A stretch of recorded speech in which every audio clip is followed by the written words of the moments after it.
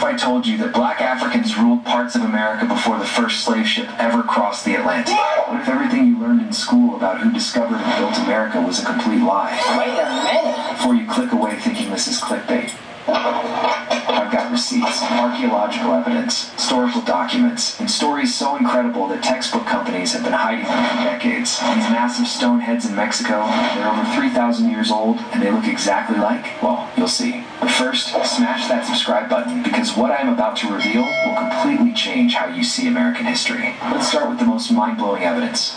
Christopher Columbus supposedly discovered America in 1492. What? Wrong. Africans were already here, and I can prove it. According to the 14th century historian Alumari, who interviewed Mansa Musa personally in Cairo, the emperor told him this exact quote: "The ruler who preceded me did not believe that it was impossible to reach the extremity of the ocean that encircles the earth. He wanted to reach that end and was determined to pursue his plan. Meet Mansa Musa." And no, not the rapper. According to economic historians at the University of Cambridge, this was the richest human being who ever lived. We are talking Jeff Bezos times 1,000. When 14th century historian Alumari documented Musa's pilgrimage to Mecca, he wrote that the emperor literally crashed the gold market for 10 years, just by giving away gold in Egypt. But here's what they don't tell you in school. According to Ibn Battuta, the most famous traveler of the medieval world, Mansa Musa wasn't even the first African ruler to cross the Atlantic. His predecessor, Abu Bakr II, launched not one, but two massive expeditions to explore the lands across the ocean. Al-Amari records that Abu Bakr II told his people, "I am going away now, and you will not see me again unless the Almighty wills it." According to these same sources, he took 200 ships filled with men, and another 200 ships filled with gold, water, and provisions for a 2-year journey, and they never came back because they stayed. Now, about those stone heads I showed you earlier. According to Dr. Alexander von Watheno, a German art historian who spent 25 years studying pre-Columbian art, he documented over 3,000 artifacts showing clear African features in ancient America. Dr. Clyde Winters, a linguistic anthropologist, analyzed the Olmec script and found it matches Mande writing systems from West Africa. He published his findings stating, the Olmec people were probably Africans who came to Mexico about 1200 BC. But when you put them side by side with ancient African sculptures, come on. Even mainstream archaeologist Dr. Michael Coe, who disagrees with the African theory, admitted in his book The Olmec World that the heads show a disturbing resemblance to African facial types. And it's not just the faces. According to botanist Dr. Carl Johannesson's research published in the Journal of Biogeography, African plants like the African bottle gourd and African yams were somehow growing in pre-Columbian America thousands of years before Columbus. So either these plants developed wings and flew across the Atlantic, or somebody brought them. But let's move to documented facts that even mainstream historians can't deny. Meet Esteban de Dorantes, known as Esteban the Moor. According to the Chronicle of Alvar Nuezi Cabeza de Vaca, one of the 4 survivors who traveled with Esteban, this African explorer was not just a participant, he was the leader of their survival expedition. Born in Azamor, Morocco, enslaved,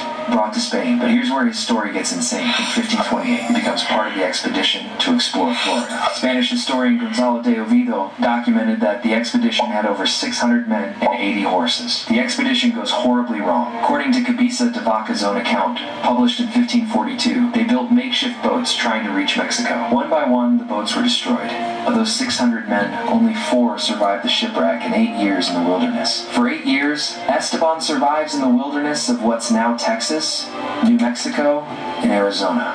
The Cabeza de Vaca wrote, and I quote, "Esteban was the one who always spoke to the Indians, inquired about the roads we should follow, the towns there were, and the matters we wished to know." But it gets even more incredible. According to the same chronicle, Native American tribes across the Southwest started believing Esteban had supernatural healing powers. Cabeza de Vaca documented, "All believed that we came from heaven.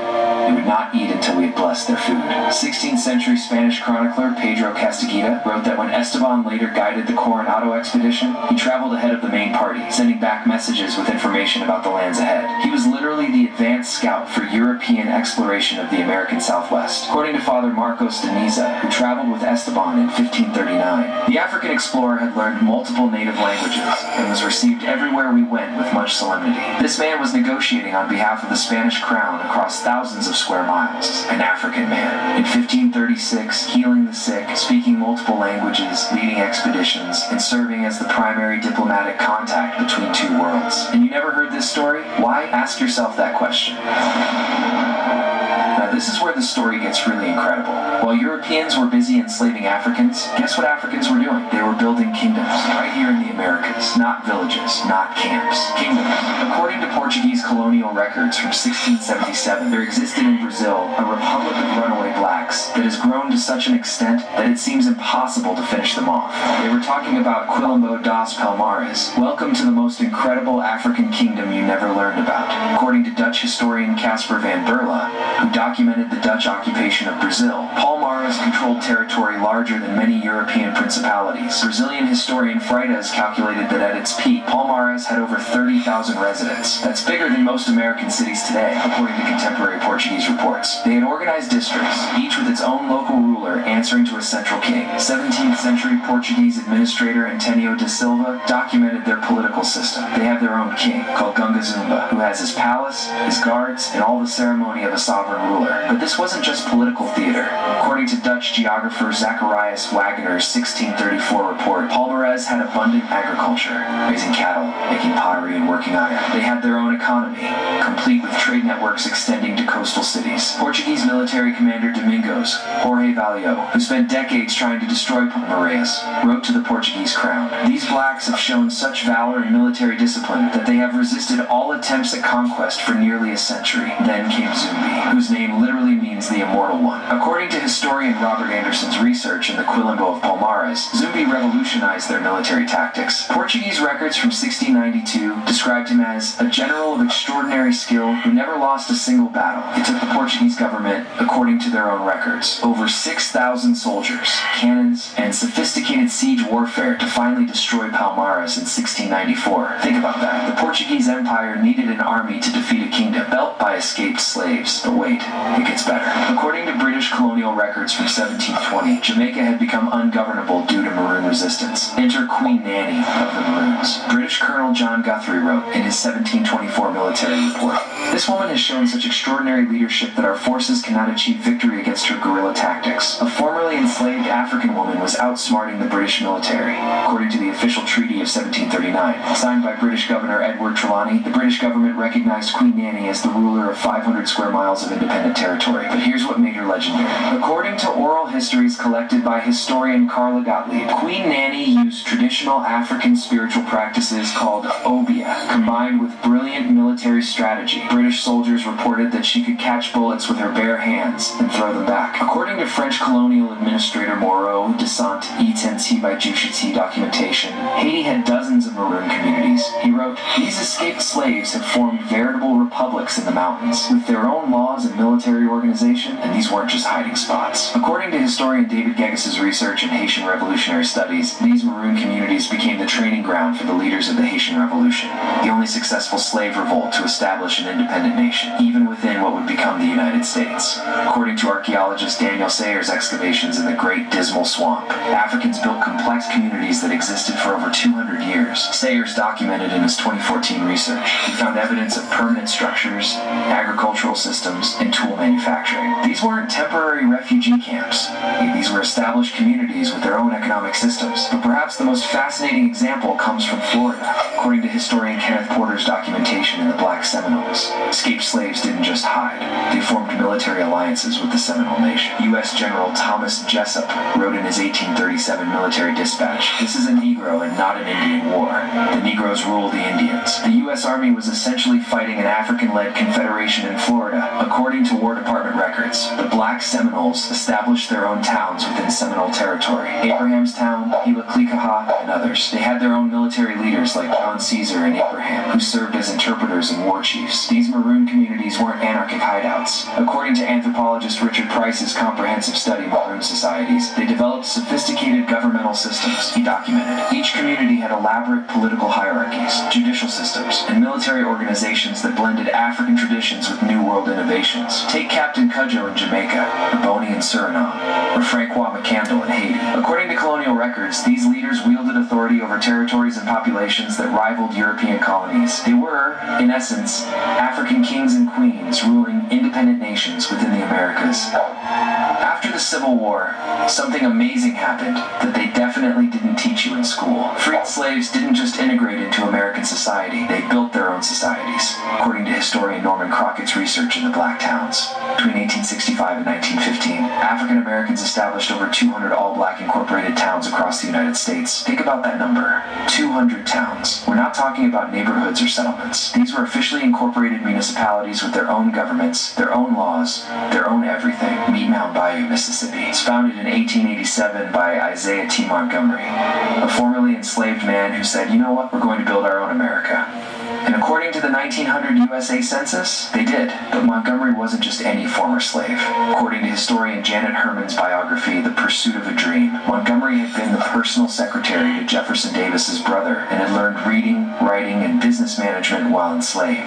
Montgomery didn't just wing it. According to the Bolivar County Land Records, he purchased 840 acres from the Louisville, New Orleans, and Texas Railroad and methodically planned a complete town with residential districts, commercial areas, and public spaces. By 1907, according to Booker T. Washington's documentation in The Negro in Business, Mound Bayou had black-owned banks, black-owned cotton gins, black-owned sawmills, black mayors, black police chiefs, black everything. The Mound Bayou Loan and Investment Company, according to banking records preserved by the Mississippi Department of Archives, had assets exceeding $100,000 by 1904. That's over $3 million in today's money, owned and operated by formerly enslaved people in Jim Crow, Mississippi. A Chicago Defender wrote in 1915. Mound Bayou represents the highest achievement, Negro enterprise and self-reliance to be found anywhere in the world. This wasn't just surviving, this was thriving in the heart of the segregated South. But Mississippi wasn't alone. Enter Eatonville, Florida, and according to the Florida State Archives, became the first incorporated all-black municipality in America. On August 15, 1887, founded by 27 formerly enslaved people, according to the Orange County deed records, they purchased 112 acres and established their own government. The town charter, preserved in the Florida State Library, shows they created their own municipal court, their own tax system,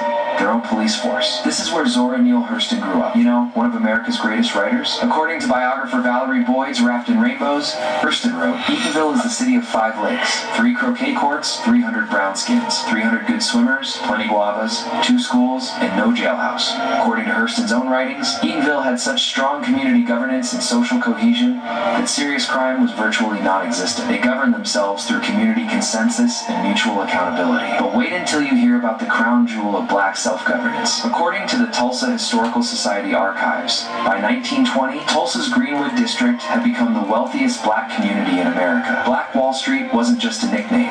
According to economist Dr. Hannibal Johnson's research in Black Wall Street, the district had 191 businesses, including 15 physicians, 5 dentists, 8 lawyers, and 2 newspapers, all black-owned and operated. The Tulsa City Directory from 1921 shows the district had its own hotel, the 54-room Stratford Hotel, its own movie theater, the Dreamland Theater, its own hospital, and even its own post office. This was a completely self-contained black economy. But here's what made it truly remarkable. According to Oklahoma State University's archives, many Greenwood residents had become wealthy from oil discoveries on their land. The 1920 census shows that several black families in Tulsa had net worths exceeding $500,000. That's over $7 million today.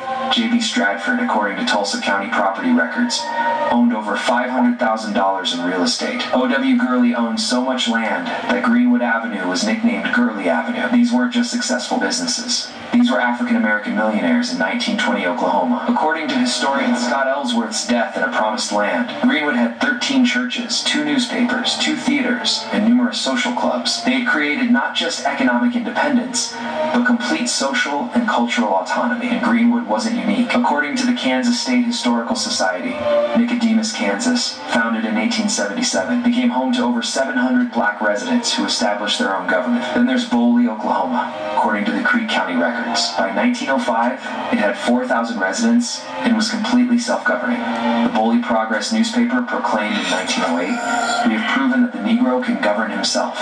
Langston, Oklahoma, founded in 1890, went even further. According to Oklahoma Historical Society records, they established Langston University in 1897, creating not just a town, but an entire educational ecosystem controlled by African Americans. These weren't just communities, they were experiments in black political power. According to political scientist Dr. Kathy Cohen's research in the boundaries of blackness, these towns had black mayors, black city councils, black judges, and black law enforcement. Complete self-governance in a nation that was actively disenfranchising black voters.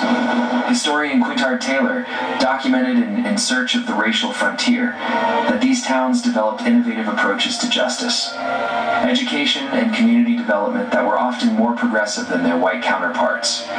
According to the records of the National Negro Business League, preserved in the Library of Congress, these black towns pioneered mutual aid societies, cooperative businesses, and community land trusts, economic models that are considered cutting edge today. At their peak, according to the 1910 U.S. Census, these all-black towns housed over 50,000 African Americans who were living under their own governance, their own laws, and their own economic systems.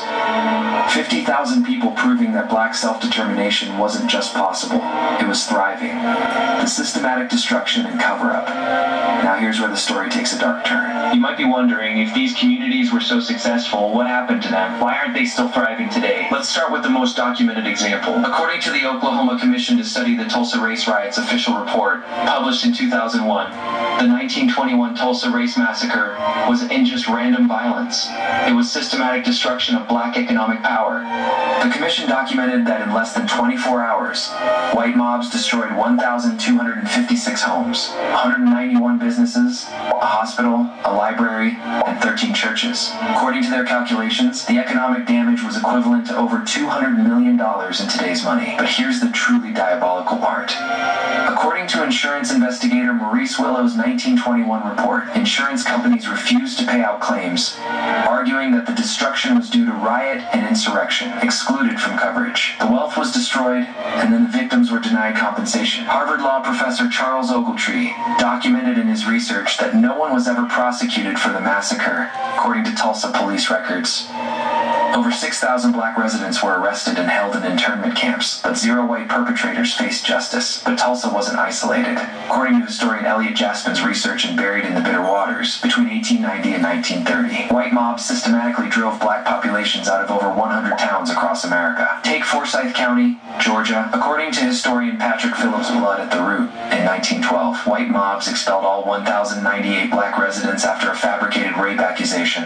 According to the 1920 census, the county went from 10% black to 0% black overnight. It wasn't always violence. According to economist Thomas Sowell's documentation in Black Rednecks and White Liberals, many black towns were destroyed through economic warfare, cutting off railroad access, denying banking services, and blocking access to wholesale goods. The Rosewood Massacre in Florida, 1923. According to the Florida legislature's official investigation report, a thriving black town of 355 residents was completely destroyed over 6 days. The town literally disappeared from maps. But sometimes the destruction was even more insidious. According to Associated Press investigations published in 2001, between 1910 and 1997, black families lost over 90% of their farmland through legal theft, discriminatory lending, tax sales, and outright fraud backed by local courts. And then came the cover-up.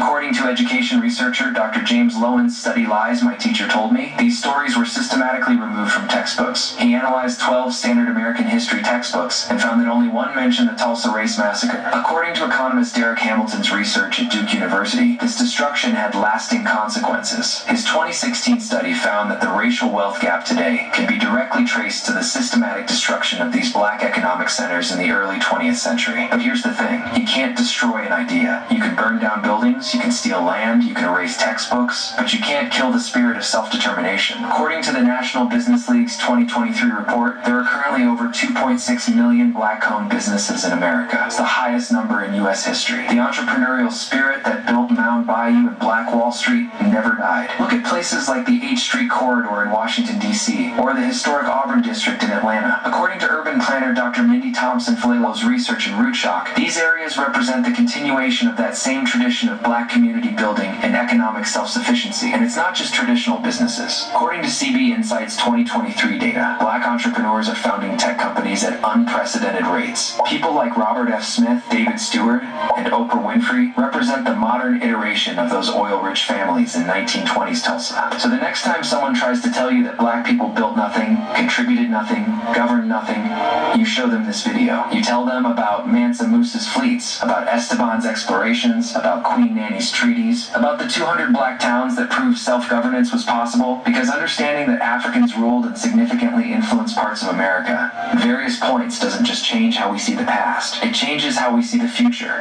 It reminds us that power isn't given, it's taken. That freedom isn't granted, it's built. That empires aren't inherited, they're created. If this video opened your eyes, then you have to subscribe, because I've got dozens more stories that will shatter everything you thought you knew about history. The truth will set you free, but first it's going to make you angry, and that anger, that's your ancestors calling you to build, to create, to rule your own destiny. Subscribe now, share this video, and let's make sure these stories never get erased again.